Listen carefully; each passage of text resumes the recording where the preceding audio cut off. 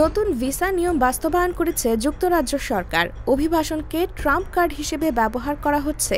এই নতুন নিয়ম স্বাস্থ্যসেবা প্রদানকারী বা কেয়ার কর্মী, ওয়ার্ক পারমিট নির্ভরশীল ও শিক্ষার্থীদের ওপর প্রভাব ফেলবে বলে মনে করছে বিশেষজ্ঞরা।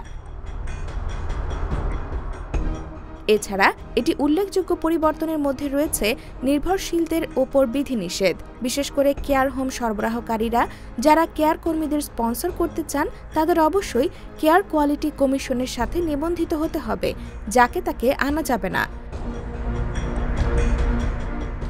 নতুন ভিসা নিয়ম অনুযায়ী এখন সেবা খাতের নিয়োগকর্তাদের বিদেশ থেকে নিয়োগের চেষ্টা করার আগেই প্রমাণ করতে হবে যে তারা এরই মধ্যে যুক্তরাজ্যের মধ্যে থাকা ব্যক্তিদের নিয়োগের চেষ্টা করেছেন। ৯ এপ্রিল থেকে এই নিয়ম কার্যকর হবে।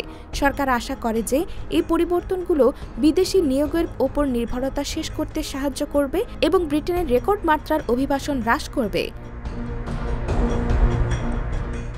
আর শিক্ষার্থী ভিসার জন্য বিশেষ করে স্বল্পমেয়াদী ইংরেজি ভাষা কোর্সের জন্য নিয়ম কঠোর করছে। বিদেশ থেকে আসা যারা ৬ থেকে ১১ মাস ধরে ব্রিটেনে ইংরেজি শিখছেন তারা এই পারমিটের জন্য আবেদন করতে পারবেন, তবে সন্দেহভাজন ভিসা আবেদনপত্র বাতিল করার ক্ষমতা বৃদ্ধি করবে এবং সিস্টেমের অপব্যবহার রোধও নিশ্চিত করবে। IBTV USA, new York.